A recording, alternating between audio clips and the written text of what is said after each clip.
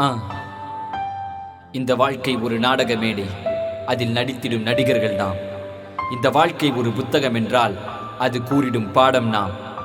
இந்த வாழ்க்கையில் கதைகளோ 100, அந்த கதைகளை நான் உனக்கு சொல்கிறேன் கேளு. Yeah. Yeah. Hip hop over here. RD. Yeah. This one's for you. Listen.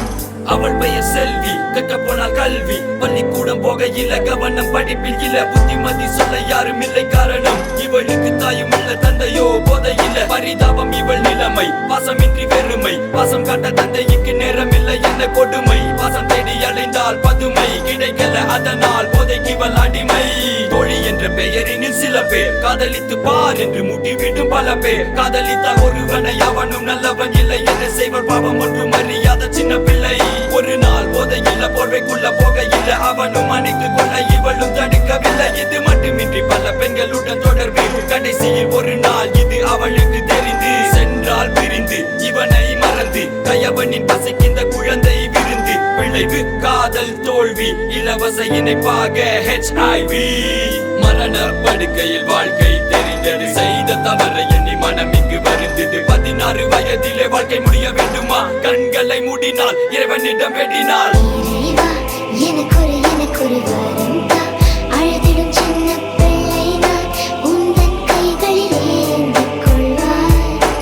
இறைவா, எனக்கொரு வரம் தா, அழுதிடும் சின்ன பிள்ளை நான் உந்தன் கைகளில் ஏந்திக் கொள்வாய்.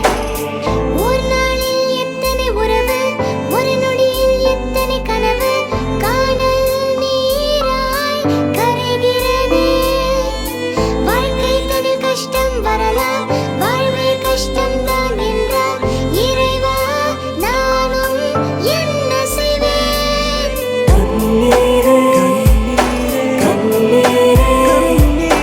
கடல் போலே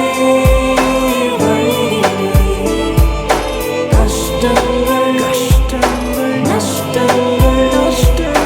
கண்ணுக்கு தெரிகிறது.